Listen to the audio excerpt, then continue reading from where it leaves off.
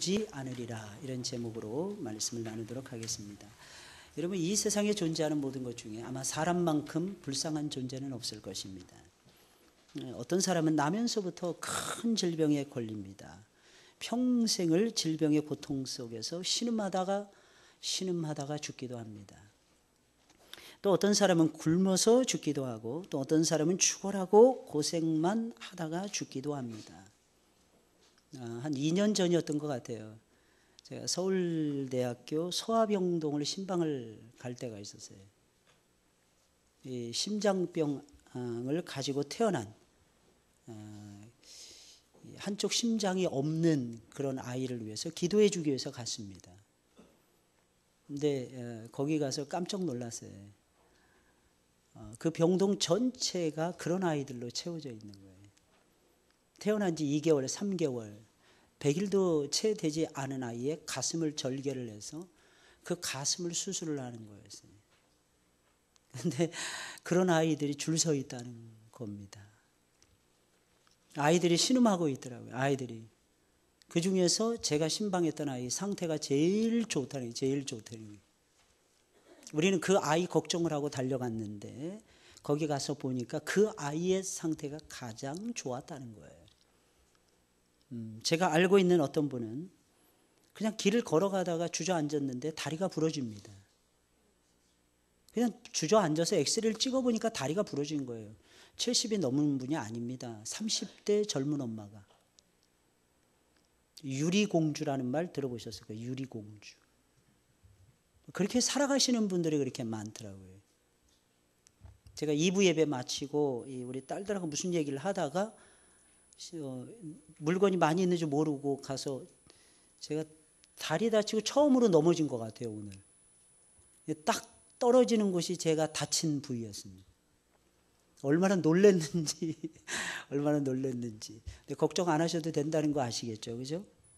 예.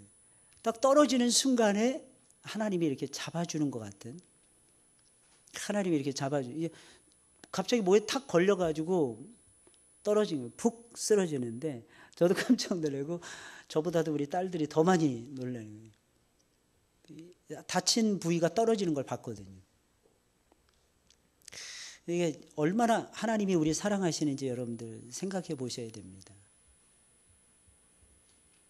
결국 그분은, 그 유리공주이신 그분은 60도 되지 않아서 한 10년 가까이 일어나 앉지를 못했어요. 누워서 50대를 보내고 하나님 품에 갔습니다. 얼마 전에. 그래서 저는 그분을 볼 때마다 우리 정말 감사하면서 살아야 되겠구나. 이 세상에는 참으로 불쌍한 사람들이 많구나. 이런 걸 느꼈어요. 여러분, 그 중에서도 우리의 마음을 가장 아프게 만드는 불쌍한 사람들이 있는데 그들은 바로 고아들입니다. 여러분, 어린 시절에는 누군가가 사랑과 관심을 가지고 지속적으로 돌봐주어야 합니다. 사랑과 관심을 가지고 지속적으로 사랑해 줘야 돼요. 지속적으로 보살펴 줘야 됩니다. 그런데 고아들에게는 그런 사람이 없는 겁니다. 그래서 고아들이 가장 불쌍한 것입니다. 하지만 하나님을 믿는 저와 여러분들에게는 우리를 항상 돌보아 주시는 하나님 아버지가 계십니다. 우리는 하나님을 그냥 하나님, 나의 하나님 이렇게만 부르지 않아요. 하나님은 나의 아버지가 되십니다. 하나님의 눈과 귀는 항상 우리를 향합니다. 하나님은 쉬지도 아니하시고 주무시지도 아니하시고 항상 저와 여러분들에게 눈길을 주시고 귀를 여시고 저와 여러분들을 도우시고 돌봐주고 계십니다. 우리보다 항상 앞서서 행하십니다. 어떤 일이 살다 보면은 일이 너무 쉽게 진행되는 거예요. 그건 하나님이 앞서서 행하시는 것을 의미하는 거예요. 우리에게 필요한 모든 것을 가르쳐 주시고 우리를 의의 길로, 생명의 길로, 바른 길로 인도해 주십니다. 조금 있으면 예수님은 사랑하는 제자들의 곁을 떠나야만 되고 제자들은 예수님이 떠난 다음에 자기들끼리만 남아 있어야만 했어요. 그런 상황에서 예수님은 사랑하는 제자들에게 말씀하십니다. 요한복음 14장 18절에 있는 말씀이에요. 그 말씀이 지금까지 계속되고 있는 것입니다. 내가 너희를 고아와 같이 버려두지 아니하리라. 내가 너희를 고아와 같이 버려두지 아니하리라. 혹시 여러분들 버림을 당하셨거나 거절을 당한 적이 있습니까? 예수님의 이 말씀을 들으시고 위로를 받으시기를 바랍니다. 다른 사람들은 우리를 거절하며 버릴지 몰라요. 그러나 우리가 믿는 주님은 우리를 절대로 거절하거나 버리시지 않습니다. 언제나 여러분들 돌봐주고 계세요. 어디서나 함께 하십니다. 무슨 일을 만나든지 하나님은 우리와 항상 함께 하십니다. 우리를 가르쳐 주십니다. 우리를 인도해 주십니다. 우리를 철저하게 돌보시고 푸른 초장 쉴 만한 물가로 인도해 주십니다. 그럼 우리를 불쌍히 여기시며 우리를 그와 같이 버리지 아니하시는 예수님이 하신 첫 번째 말씀이 무엇입니까? 그것은 바로 왜 나에게 묻지 아니하고 근심만 계속하느냐 하는 것이었어요. 본문 5절 6절에 있는 말씀입니다. 지금 내가 나를 보내신 얘기로 가는데, 아버지께로 간다는 뜻입니다. 나를 보내신, 아버지가 나를 보내셨다는 거죠. 그쪽으로 가는데 너희 중에서 나더러 묻기를 어디로 가느냐 묻는 자가 없고. 물어야 되는데 주님 어디로 가십니까? 묻는 자가 없더라는 거예요. 도리어 내가 이 말을 함으로 너희 마음에 근심이 가득하도다. 제자들은 예수님이 떠나시는 것 때문에 근심하고 있었어요. 자신들에게 닥칠 고난을 예수님 말씀하시는 것 때문에 제자들은 근심하고 있었어요. 여러분, 사랑하는 여러분, 우리가 막상 일을 닥치면요, 그 일은 별거 아니라는 걸 우리 쉽게 알 수 있어요. 근데 언제 힘드냐? 그 일에 대한 소문을 들었을 때, 그 일에 대한 설명을 들었을 때, 그때가 제일 힘든 거예요. 어떤 설명을 돼. 난리가 벌어지기 전에는 힘들지 않아요. 오히려 날릴 때는요, 경황이 없습니다. 정신이 없어요. 폭탄이 날아오는지 총알이 날아오는지 밥이 입으로 들어가는지 정신이 없어요. 잘 못 느낍니다. 근데 언제 느끼냐? 저기 쳐들어오고 있어. 저기 쳐들어오고 있대. 가까이 있대. 10km 안에 있대. 5km 안에 있대. 1km 안에 있대. 코앞에 있대. 이때 두려운 것입니다. 제자들도 똑같았어요. 예수님이 떠나가신다는 거예요. 그리고 자신들에게는 미움이 닥치고 자신들에게 고난이 닥친다는 거예요. 이 말을 듣고 제자들은 계속해서 근심하지 않을 수가 없었어요. 그래서 제자들은 주님이 어디로 가시는지 묻지를 않았던 것이 아니라 묻지를 못했던 거예요. 물을 수 있는 경황이 없어요. 정신이 완전히 번아웃이, 완전히 나가버린 거예요. 정신이 완전히 나가버린 거예요. 오히려 근심만을 계속하고 있었던 것입니다. 주님이 떠나가시는 것도 게다가 감당해내기 힘든 일인데 자신들마저도 세상으로부터 미움을 받는다는 거예요. 세상 사람들이 자신들에게 고난을 준다는, 핍박하고 압제하고 힘들게 한다는 거예요. 그 제자들은 근심하지 않을 수가 없었던 것입니다. 주님께 모든 것을 맡기지 못한 채 잘 들으셔야 됩니다. 예수님을 따라가면 항상 바람 잘 날이 없는 것입니다. 마음에는 근심이 끊임없이 일어날 수밖에 없는 것입니다. 기왕에 예수님에게 맡기고 가시렵니까? 여러분들, 기왕에 예수님에게 맡기고 여러분들의 소중한 인생을 살기를 원하십니까? 그러면 하나도 빠뜨림없이 전부 맡기고 살아가세요. 전부. 신앙은요, 모든 것을 주님께 맡기는 것입니다. 그게 맡기지 못하잖아요. 그러면 근심이 계속되는 거예요. 염려가 계속되는 거예요. 인생 자체가 고해라고 하잖아요, 여러분. 물론 회개하는 근심도 있어요. 회개를 위한 근심이 있어요. 하나님의 일을 잘해보고자 하는 근심이 있습니다. 여러분, 이런 근심은 창조적인 근심이에요. 이런 근심은 신앙적인 근심이에요. 이런 근심은 생산적인 근심이에요. 이런 근심은 건설적인 근심이에요. 저는 이런 근심을 여러분들이 많이 하셨으면 좋겠어요. 하지만 무엇을 먹을까, 무엇을 마실까, 무엇을 입을까 하는 근심이라든지, 아주 작은 고난이 나에게 온다고 해서 아주 심하게 두려워하면서 근심할 필요는, 사랑하는 여러분들, 전혀 없다는 것입니다.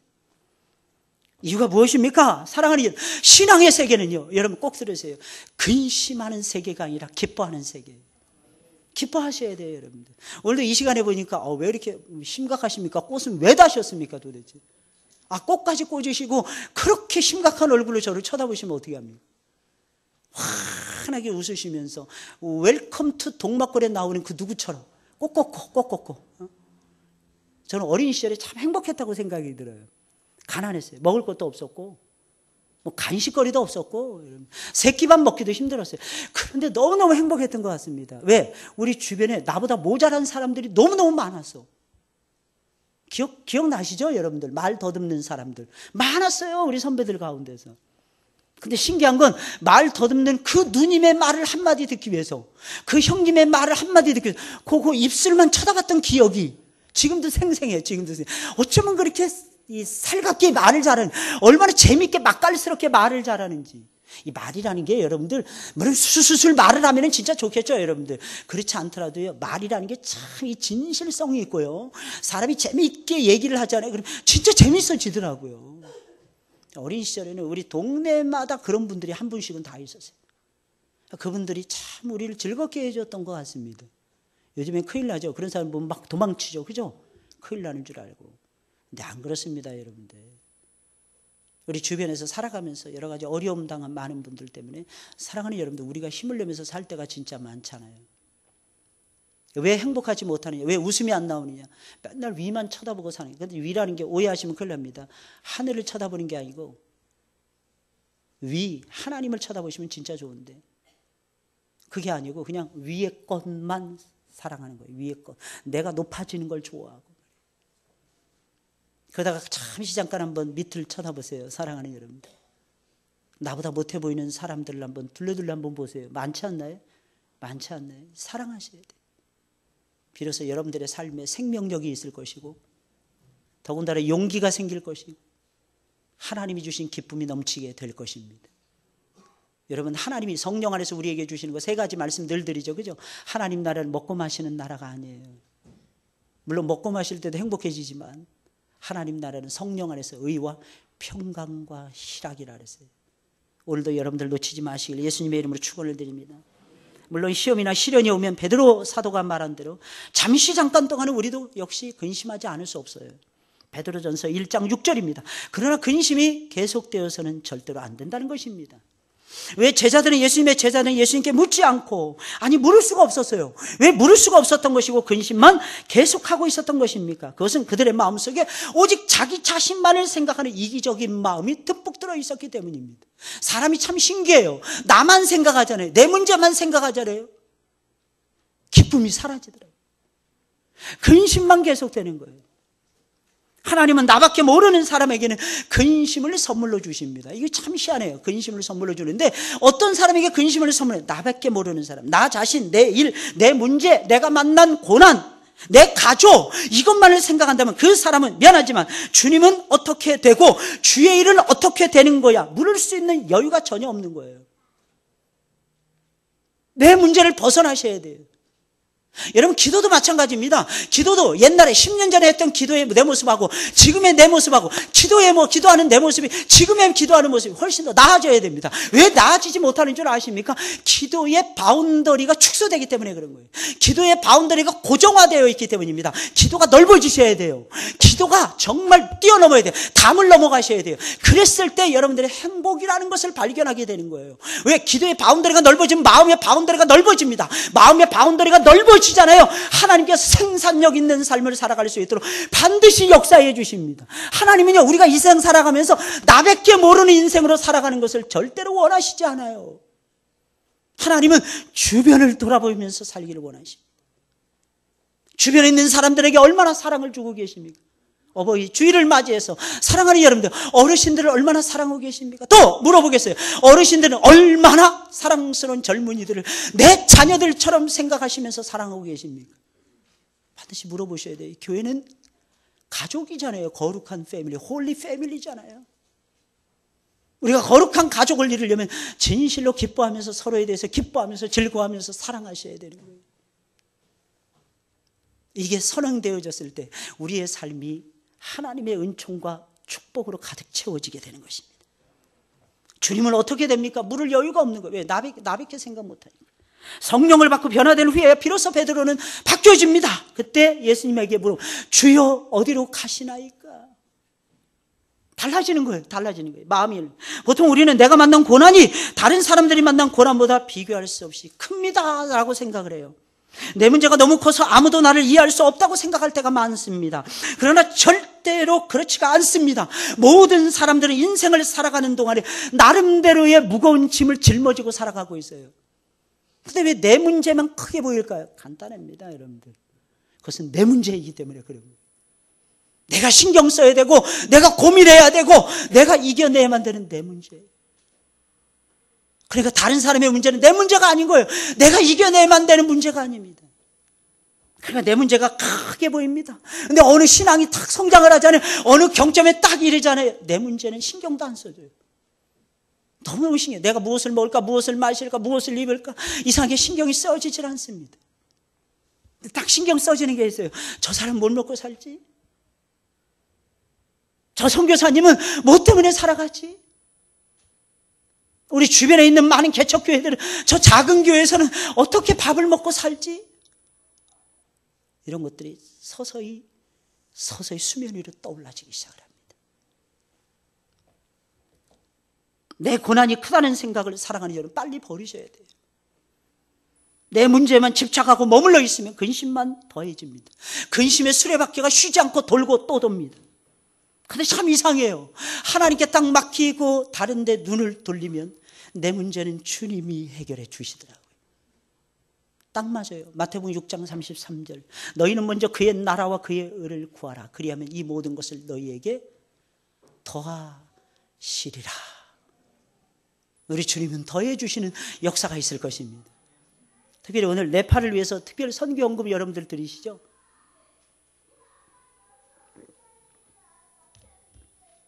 여러분들 드리시잖아요. 어려운 가운데 드리시잖아요.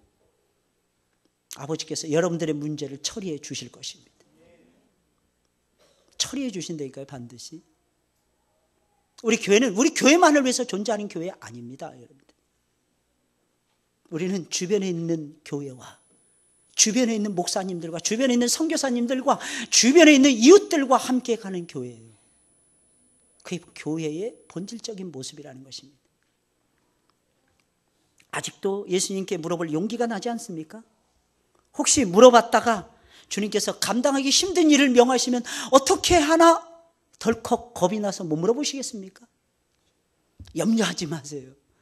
하나님은 여러분들이 감당하지 못하는 것은 절대로 말씀하시지 않습니다. 감당할 수 있는 말씀만 들려주시는 거예요.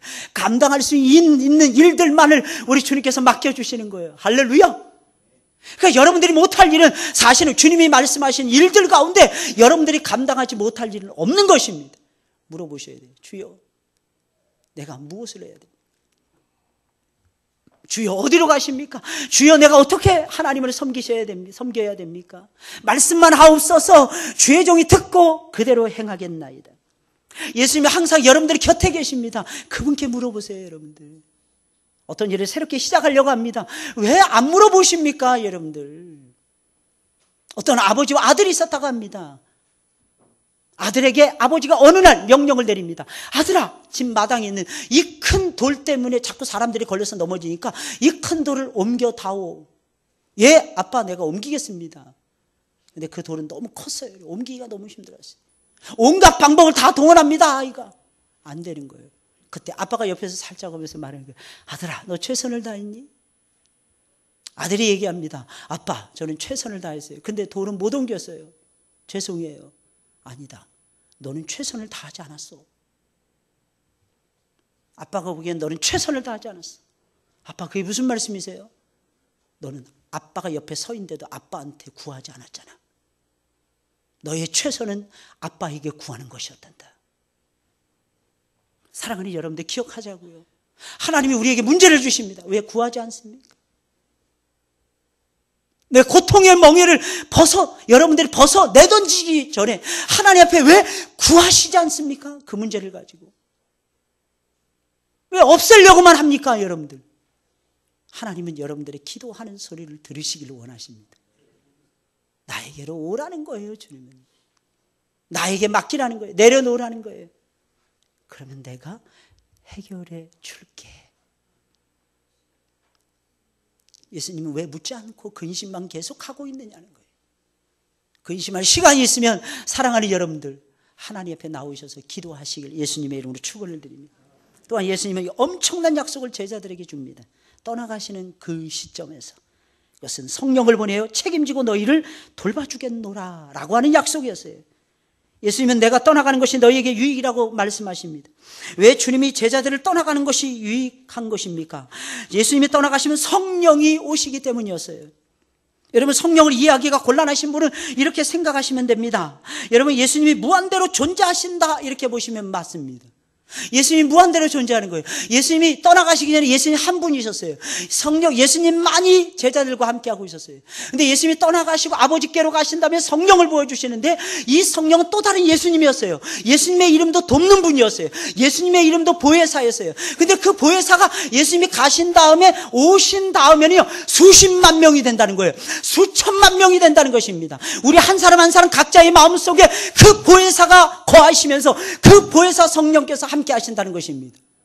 그러니 사랑하는 여러분들, 예수님이 떠나가시는 것이 제자들에게 유익할 수밖에 없다는 것입니다. 사랑하는 여러분들, 믿으시길 예수님의 이름으로 축원을 드립니다. 육체를 가지신 예수님은 시간과 공간의 제약을 받으십니다. 근데 성령은 어떠한 제약도 받지 아니하세요. 여러분들이 이곳에 계시면 이곳에 성령께서 여러분들과 함께 계십니다. 여러분들이 직장에 가시잖아요. 직장에서도 성령께서 여러분들과 함께 계십니다. 여러분들 병원에 가시잖아요. 병원에 가셔서도 성령께서는 여러분들과 함께 계십니다.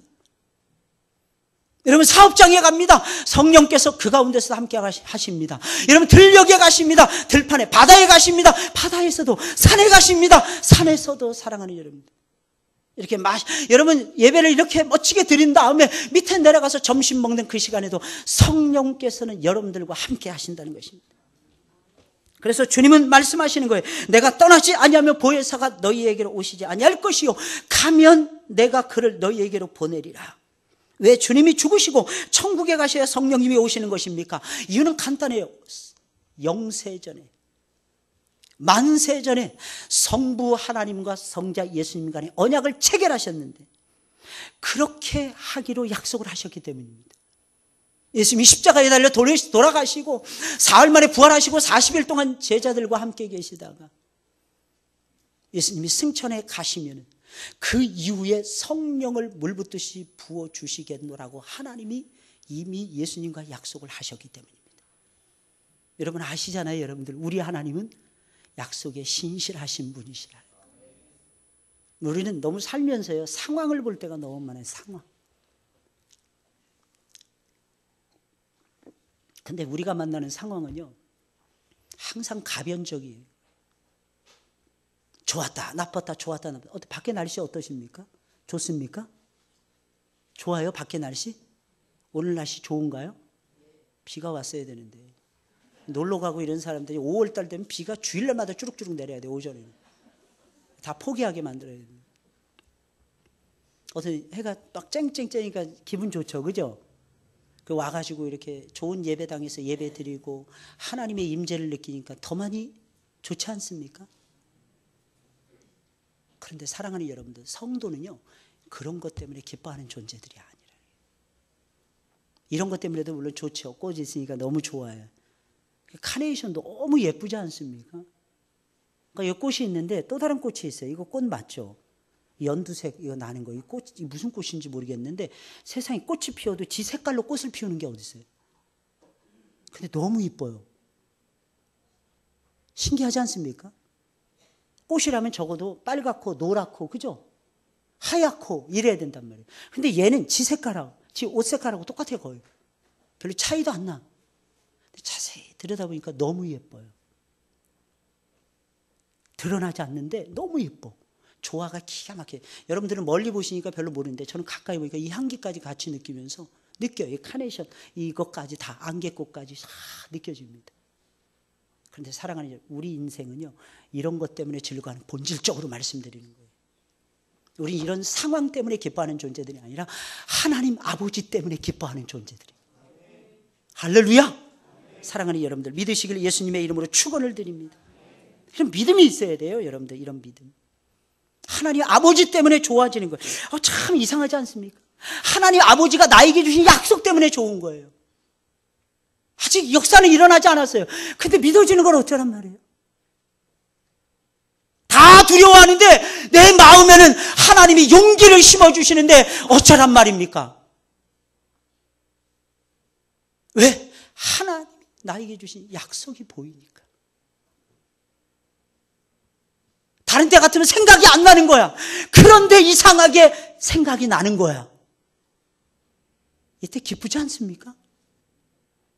상황은 아직 안 바뀌었어요. 근데 마음속에 밀려오는 믿음이 있어요. 믿음은 역사한다. 믿음은 역사한다. 믿음은 선하고 아름다운 결과를 도출해낸다. 믿음은 좋은 것으로 우리의 삶에 채워준다. 하나님이 약속하셔서, 하나님이 약속하셔서, 하나님이 약속하셔서, 하나님이 약속하셔서, 이게 보이더라는 것입니다. 사랑하는 여러분들, 예수님께서는 아직 제자들이 성령의 임재를 맛보지 못할 때 성령의 역사를 가르쳐주고 있는 겁니다. 여러분들, 마음속에 성령이 임한 거나 진바가 없었어요. 이유가 무엇입니까? 약속에 성령이 오시겠다라고 하는 약속의 말씀이 이미 그들의 눈으로 들어갔어요. 그들의 심장을 녹이고 있었어요. 그들의 삶을 인도하고 있었다는 것입니다. 이 엄청난 약속이 저와 여러분들의 것입니다. 여기서 보혜사, 우리를 도우시는 성령님을 말하는 것입니다. 그렇다면 이 말씀은 내가 떠나가더라도 성령을 보내어 너를 돌봐줄 테니 걱정하지 말라는 거예요. 한 영혼을 우리 주님께서 전담 막하고 있는 성령님을 보내주신, 어디에나 계시는 거예요. 언제든지 역사하시는 성령을 보내요. 너희들을 보호해줄 것이니 염려하지 말라. 조금도 염려하지 말라는 거예요. 어떤 사람은 성령의 역사에서 지나치게 예민합니다. 이 지나치게 예민하다는 것은 무엇이냐면요, 온전히 맡기는 것을 의미하는 것이 아니라 자기가 할 일도 포기하고 성령께 다 맡긴다는 것입니다. 또 어떤 사람은 성령의 역사에 대해서 지나치게 모릅니다. 지나치게 몰라요. 예수님을 믿고 천국의 소망을 둔 사람은 철저하게 성령을 의지해서 살아가셔야 됩니다. 만약에 성령을 의지하지 않는다면 내 입만 의지해서 살아갈 수밖에 없어요. 내 입만 의지할 수밖에 없으면 살아집니다. 실패합니다. 패망합니다. 그런 삶은 힘들 수밖에 없어요. 그러면 근심과 걱정과 두려움은 끊어지지 아니하고 우리의 삶 속에서 계속해서 일어나게 될 것입니다. 물론 구약시대에도 성령님은 존재해 계셨어요. 요셉을 보세요. 다니엘을 보세요. 모세를 보세요. 다윗을 보세요. 한결같이 성령에 붙들린 하나님의 종들이지 않았습니까? 그들은 항상 하나님의 영이 함께하는 하나님의 사람들이었어요. 성령의 사람들이었어요.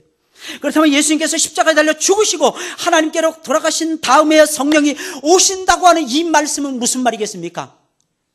성령께서 그전에는 비공식적으로 오는 둥 마는 둥에서 왔다 갔다. 그 삼손 같은 경우 성령이 왔다가 떠나가기도 하고, 구약의 시대는 그랬어요. 성령께서 오시는 줄 아는데 떠나가기도 하고, 다윗 같은 경우 떠나갔을 때 우리 아이의 아내 바세바를 범했다는 것입니다. 그러나 사랑하는 여러분, 신약은 다릅니다. 주의 성령은 예수님이 임재하신 것처럼, 예수님이 육신을 가지고 이 세상에 내려오신 것처럼 2000년 전에 마가의 다락방에 임재하셨습니다. 그리고 그분은 안 떠나가십니다. 공식적으로 임재한 거예요. 그래서 오늘날의 시대를요, 성령의 시대라고도 말하는 것입니다. 말씀의 시대요, 동시에 성령의 시대예요. 할렐루야. 여러분, 예배를 드릴 때도 성령에 의지해서 예배 드리셔야 돼요. 성령으로 예배친 인도자는 성령으로 인도해야 되고, 찬송을 부르는 찬양대도 성령으로 찬송을 불러야 되고. 그럴 때 많이 느끼죠? 밑에서 연습할 때는 죽 섰는데 올라와서 잘 되는 경우 많을 거예요. 진짜 많을 거예요. 저도 그럴 때 밑에서는 말씀이 막 미치겠는 거예요. 막 가닥도 안 잡혀요, 어떤 때는. 근데 딱 올랐으면 모든 게 따다다닥 정리가 됩니다. 이야, 이게 이럴 수가 있나. 따라서 하겠습니다. 목사님 머리가 좋아서. 그러면 얼마나 좋겠어요. 전혀 안 그래요. 하나님이 생각나게 역사해 주십니다. 그때 얼마나 좋은지 몰라요. 얼마나 감사한지 몰라요. 얼마나 기쁜지 몰라요. 아, 주님이 함께 하시는구나. 주님을 믿는 순간 성령이 역사해요. 주님이고 성령이거든요.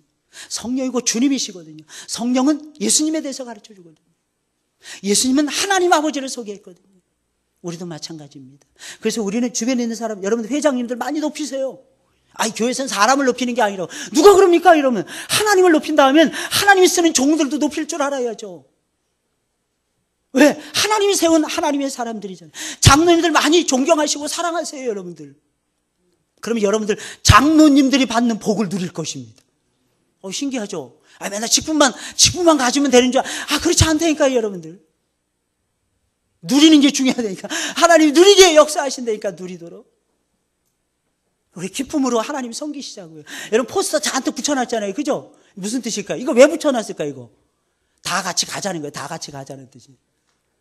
100장을 주문했어요. 100장을. 그 제가 부목사님한테 그랬어요. 왜 100장씩이나 했어? 돈도 없는데 몇 장만 하고 말지. 그랬더니 우리 부목사님이 그러는 거예요. 아, 목사님, 이거 도배를 해야 됩니다. 그래야지 우리 성도님들이 그냥 2층에서도 1층에서도 지하에서도 막 계속 볼 거 아니냐는 거예요. 어제 우리 청년들하고 이게 잔뜩 작업해 놓은 거예요, 여러분들. 이제 색깔도 참 이쁜 색깔로, 그죠? 잘 골랐어요. 할렐루야. 아, 이쁜 색깔로. 이게 원래 꼬레비였는데 1번, 2번, 3번 중에 3번이었어요. 왜 3번이냐 하면 시원찮으니까 3번에 갔다는 거예요. 근데 갑자기 2번에다가 막 찍더라고, 사람들이. 나 2번 되는 줄 알았어요. 근데 이게 10표를 더 얻었더라고. 그래서 이게 당선이 됐어요. 이게 당선이 됐어요. 이쁘죠? 봄 내음이 확 느껴지지 않습니까? 봄 색깔 하면 노란색, 연두색. 이게 봄 색깔이잖아요. 이게 참, 이건 사람이 결정하는 게 아닌 것 같아요. 저는 늘 느끼는데. 그렇지 않나요, 여러분들? 사람이 하는 게 아니에요. 늘 느낄 때마다. 이번엔 수련회 많이 가셔. 새로운 관계 속에서 하나님과 새로운 관계, 사람과 새로운 관계, 물질과 새로운 관계 맺어서 올라가시기를 주의 이름으로 축원을 드립니다. 그러려면 거기로 먼저 올라가셔야 돼. 거기로 올라가셔야 돼. 그리고 거기서 여러분들이 주님을 만나셔야 돼요. 여러분들 잊지 마시기를 주의 이름으로 축원을 드립니다. 오직 성령으로만, 이 성령께서 공식적으로 이 땅에 내려오셔서 일찍이 우리가 경험하지 못했던 방식으로 역사하십니다. 어떻게 역사하십니까? 우리를 첫째 강하게 만들어요. 아, 예수님 진짜 성령을 받으면 강해집니다. 그래서 강하고 담대하라 이런 말씀을 하시는 거예요. 두 번째, 지속적으로 성령께서 지혜롭게 하십니다. 아, 성령은 지혜의 영이세요. 지혜의 신입니다. 예수님 만나기 전에는 미련했어요. 아, 이렇게 미련한 놈이 다 있을까? 이렇게 생각돼요. 예수님 만나고 나서부터는 어디서 이렇게 총지가 나오는지 신묘막측합니다. 너무너무 놀랍습니다. 이유가 무엇입니까? 지혜의 신인 성령께서 부어주십니다. 세 번째, 용기입니다. 용기. 여러분, 마귀에게 붙들리고 세상에 붙들리고 두려움에 빠져요. 안 믿는 사람들 보세요. 얼마나 어둡습니까? 얼마나 두려워합니까? 공포 그 자체잖아요. 근데 예수 믿는 사람들은 아무 때나 희낙낙 희덕거리면서 웃고 살아. 잘 돼도 좋아하고 안 돼도 좋아하고 뭐가 그렇게 좋냐고 물어보면 글쎄요 그러면 대답도 제대로 못해. 그런데도 불구하고 예수 믿는 사람 행복합니다. 이유가 무엇입니까? 성령께서 우리에게 용기와 기쁨을 주시니까. 용기와 기쁨. 더 놀라운 사실 말씀드릴까요? 성령께서 우리 안에서 하나님의 일을 가르쳐 주십니다. 하나님의 뜻이 이런 거다. 그걸 가르쳐 주세요. 그래서 하나님의 뜻을 이루며 살아갈 수 있는 선하고 아름다운 존재로 우리를 다시 빚어줍니다. 오직 성령의 능력으로만 살 생각하셔야 됩니다, 여러분들. 성령에 의지하기를 힘쓰셔야 됩니다, 여러분들. 그렇지 않다가 실패한 사람이 사울왕이지 않습니까? 그럼 성령님 오셔서 무엇을 하십니까? 아주 간단해. 내 삶의 모든 것을 전부 다 책임져 주십니다. 전부 다 책임지시고 전부 다 주장해 주십니다. 우리의 구원에 관련된 모든 일을 하십니다. 우리의 삶의 영역에 관련된 모든 일을 다 하십니다. 우리의 죽음의 내세에 관련된 모든 일들을 성령께서 다 해주십니다. 특별히 성령께서는 오셔서 우리의 신앙을 비웃고 우리를 미워하는 세상을 책망하는 일을 하십니다. 이게 성령께서 하시는 일이에요. 여러분, 책망한다는 것은 성령께서 세상을 위험 있게 꾸짖어서 감히 하나님을 거역하지 못하도록 만든다는 거예요. 하나님을 향해서 대항하지 못하도록 성령께서 만든다는 것입니다. 쉽게 말하면 성령께서 세상을 꼼짝 못하게 만든다는 것입니다. 물론 성령의 책망을 받는다고 해서 온 세상이 복음에 굴복을 한다거나 예수님을 전부 다 영접하고 구주로 믿는 것은 절대로 아닌 것입니다. 끝까지 거역하고 불신종하고 불신앙하는 자들은 여전히 남아있을 것입니다. 그럼에도 불구하고요, 복음을 듣는 자들은 성령을 받아서 말하는 제자들이 하는 말에서 어떤 놀라운 힘을 느끼게 된다는 것입니다. 이게 정말 신기해요. 이게 정말 신기해요. 제자들은 우리가 잘 알죠. 볼품 없는 사람들이었어요. 그런데 뭔가 무시할 수 없는 힘이 그들 가운데 느껴졌다는 것입니다. 제자들이 하는 말을 듣고 처음에는 비웃었을 것입니다. 사람들이. 그런데 나중에는 이상하게 그냥 무시하고 그냥 비웃고 넘길 수 없는 어떤 진실함에 압도가 되는 거예요. 그 진실함에 압도가 돼서 그들을 무시하지 못하게 되는 일이 벌어진다는 것입니다. 여러분, 복음은요, 능력이 있어요. 복음은요, 정말 놀라운 파워가 있어요. 이유가 무엇입니까? 그 안에 성령의 파워가 내재가 되어져 있기 때문입니다. 여러분, 교회의 증거가, 잘 들으세요. 교회의 증거가 진실하잖아요.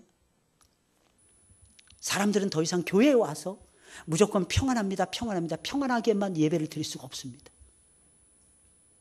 이유가 무엇인지 아십니까? 하나님의 영과, 말씀 속에서 하나님의 영과 세상의 영이 충돌을 합니다. 내 안에서 겉사람과 속사람이 싸웁니다. 하나님의 뜻을 이루고자 하는 속사람과 세상의 뜻을, 세상의 좋은 것을 추구하려고 하는 겉사람이 충돌을 합니다. 그런데 어찌 편안하게만 예배를 드릴 수가 있을까요? 혹시 사랑하는 여러분들, 지난 시간에 장로님이 하시는 광고를 들으시고 고민에 잠기지 않았습니까? 나는 교회 와서 평안하게 예배 드리고 싶은데 왜 또 헌금하라 그러지? 내 팔이 나하고 무슨 상관이야? 피가 뭐 섞였어, 뭐 했어? 근데 한쪽 면에서 그러니까, 야, 형제야. 말은 그렇게 하는데 속에서는 다른 말이 들려오는 거예요. 그 소리가 성령의 소리입니다. 안에서 싸울 거예요. 싸웠을 겁니다. 혹시 오늘 아침까지도 봉투에다 얼마 넣을 것인가 싸우신 분들 계실 거예요. 그러나 마지막에는 성령께서 이기게 하십니다. 그분은 우리를 압도해 가시는 분이시니까. 할렐루야.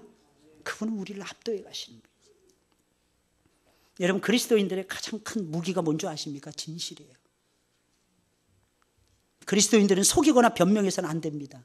위기에 내가 빠졌다고 해서 변명해서는 안 돼요. 거짓말해서도 안 돼요. 많은 방해자들 앞이라고 해서 자신에게 일어난 일이 안 일어났다고 말해서는 안 됩니다. 앞으로의 입장을 분명히 밝혀야 돼요. 예수 믿는 사람들. 거짓말하지 말아야 됩니다. 아무것도 과장하지 말아야 됩니다. 또 오해하시면 큰일 나요. 내 문제에 대해서 그렇게 하시라는 거예요. 내 문제에 대해서. 다른 사람의 문제에 대해서는 덮어주셔야죠. 누가 실수했어요. 말하는 걸 정직이라고 보시면 안 됩니다. 그건 미련함인 거예요. 잘 분별하시길 바랍니다, 여러분들. 어떻게 이렇게 정직하게 말해? 미련하게 말하는 거예요. 남의 허물을 덮어주지 못하고. 예수님 보세요. 예수님만큼 진실하시고 예수님만큼 정직하신 분이 누가 있었습니까? 근데 예수님 제자들의 허물과 죄를 다 덮어주십니다. 알면서도 하나님을 대적하는 무리들 빼놓고는 예수님께서 절대로 책망도 하시지 않습니다. 너희가 나를 부인할 거야. 너희가 다 나를 버리고 도망칠 거야. 그러나 갈릴리에 가서 다시 보자. 거기서 다시 만나고 다시 시작하자. Do you love me? 네가 나를 사랑하느냐? Then these people, 이 사람들보다 나를 더 사랑하느냐? 우리 주님께서는 물으셨어요. 무슨 뜻이겠습니까? 덮어주고 싶다는 것입니다. 확인하고 싶지 않다는 것입니다. 너희들의 나약함, 너희들의 실패, 너희들의 부정직함, 너희들의 못난 모습은 내가 앞으로도 덮어줄 테니까 염려하지 말고 내 손 붙잡고 가자는 것입니다. 내 양을 먹이라. 내 양을 치라. 우리 주님께서는 그렇게 말씀하신 분이었어요. 사랑하는 여러분들 어떠십니까? 여러분들 어떻게 살아가고 계십니까? 진실로 여러분들 그렇게 하고 계십니까? 아내의 허물, 남편의 허물, 부모의 허물, 자녀의 허물, 직장 동료의 허물 덮으려고 하고 계십니까? 근데 참 이상해요. 들추어내잖아요. 그 사람의 허물을 하나님이 더 빨리 들춰내십니다. 따라서 하겠습니다. 하나님 대단하시네요. 대단하세요, 진짜. 숨이 막힐 정도로 대단하세요.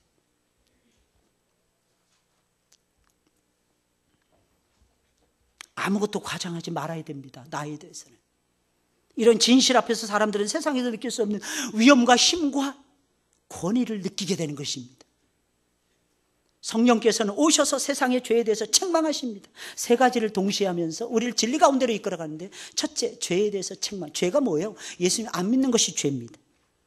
죄에 대해라면 나를 믿지 아니함이요, 예수님 말씀하셨어요. 여러분, 죄가 무엇이라고 생각하십니까? 죄는 빗나가는 것이에요. 법에서 빗나가는 것이 죄입니다. 윤리적으로 타락하는 것이 죄입니다. 그러나 하나님이 생각하시는 진정 죄라는 것은 하나님의 아들 예수님을 믿지 않는 거예요. 왜 그것이 죄인 줄 아십니까? 예수님은 하나님이 보내셨잖아요. 하나님 보내신 자를 거부한다는 것은 하나님을 거부하는 거예요. 하나님의 주권을 인정하지 않는다는 것입니다. 여러분 아십니까? 하나님은 누구나 다 믿어요. 온 세상 사람들이 다 믿습니다. 스님도 수렁에 퐁당 빠지면 아이고 하나님 그러는 거예요. 왜? 그분의 마음속에도 하나님이 존재해 계시기 때문입니다. 모든 사람들의 마음속에 하나님을 아는 마음이 들어있어요. 하지만 아셔야 돼요. 하나님이 내 삶의 주인은 아니더라는 것입니다. 예수님을 통해서 배우는 것이 무엇입니까? 예수님이 내 삶의 주인이라는 거 아닙니까? 예수님을 통해서 우리가 반드시 인정해야 되는 것이 무엇입니까? 하나님이 나의 구주가 되시고 하나님이 나의 하나님이 되시고 그분이 나의 왕이시고 그분이 나의 주인이시라는 것입니다. 우리는 그분의 뜻대로 살아가야 된다는 거 아니겠습니까, 여러분? 그렇게 못 살았을 때 슬퍼지지 않습니까? 그렇게 못 살았을 때 재미가 없지 않습니까? 하나님이 내 삶을 간섭하기를 싫어하십니까? 사랑하는 여러분들, 죄송합니다. 여러분들 여전히 죄 가운데서 살아가고 있는 것입니다. 여러분들, 하나님 우리의 삶을 간섭하기를 원하십니다. 왜? 하나님 우리의 왕이시니까. 왜? 하나님 우리의 주인이시니까. 당연한 권리를 하나님 우리에게 행사하고 있는 것입니다. 소도 자신의 주인을 알고, 이런 말들도 짐승들도 전부 다 임자를 아는데 우리는 어찌하여 임자를 모르는 것입니까? 이게 우리의 죄악인 것입니다. 여러분들의 주권을 하나님 앞에 내려놓으세요, 제발. 죄라는 것은 내 삶에서 하나님을 몰아내는 것입니다. 내 삶을 내 마음대로 살고자 합니까? 사랑하는 여러분들, 그것이 죄인 것입니다. 성령이 오시면 그것을 가르쳐 주세요. 성령께서는 오셔서 의에 대해서 가르쳐 줍니다. 죄에 대해 책망한 다음에 가만 내버려 두시는 게 아니야. 그럼 우리 죽어요. 못 살아요. 숨도 못 쉽니다. 그 다음 단계는 의의 단계인 것입니다. 의로운 단계.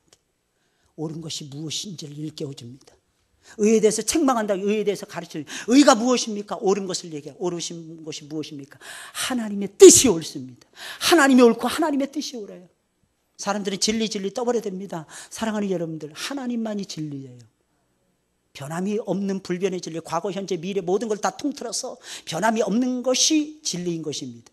근데 그 진리는 예수님이 진리고 하나님이 진리고 하나님의 뜻이 진리고 하나님의 뜻 가운데서 행하는 사람들이 진리라고 했어요. 그러니 사랑하는 여러분, 어떻게 살아야 됩니까? 하나님이 가르쳐 주시는 의로움을 따라 살아가셔야 됩니다. 목적을 분명히 하셔야 돼요. 심판에 대해서 알려주십니다. 심판에 대해서라면 마귀가 이미 심판을 받았으며 심판은 마귀가 받는 거라는 거예요. 근데 왜 우리가 너무 익숙해지는 거예요, 도대체? 왜 사람이 심판을 받아야 되는 거예요? 예수님 그것을 가르쳐 주는 거예요. 영원한 심판이 기다리고 있다. 죄에 대해서 깨닫지 못하고 나를 거부하고 예수님을 거부하고 하나님의 뜻, 예수님이 가르쳐 주신 하나님의 뜻을 거부하고 내 마음대로 살려고 하면 반드시 심판이 있다. 근데 그 심판은 마귀란 놈을 위해서 예비한 건데 왜 네가 받아야 되니? 예수님 말씀하시는 거예요. 너는 심판하고 상관이 없어야 된다. 예수님께서 오십니다, 우리 가운데. 여러분 고아와 같이 버려두지 아니하십니다. 그분은 죄에 대해서, 의에 대해서, 심판에 대해서 가르쳐 여러분들을 진리 가운데로 인도하고 계십니다. 혹시 내일 일을 모르십니까? 내일 일은 난 몰라요 이렇게 살아가십니까? 그건 기도하기 전입니다. 기도하는데 내일 일은 난 알아요, 하루하루 살아요. 하나님이 보여주시는 거예요. 하나님은 내일 일을 가르쳐 주십니다. 내일 일, 우리가 어떻게 살 것인지 어떻게 할 것인지 가르쳐 주시는 거예요. 그리고 사랑하는 여러분들, 진리를 가르쳐 주십니다. 진리 가운데. 그리고 모든 것을 인도해 주십니다. 모든 것. 그리고 모든 것을 성령께 맡기시길 주의 이름으로 축원을 드립니다. 맡기셔야 돼요. 신앙은 맡기는 거래요. 맡기고 승리하시는 우리 하늘문교 성도들이 다 되시길 주님의 이름으로 축원을 드립니다. 우리 찬송을 부르겠습니다. 찬송 336장입니다.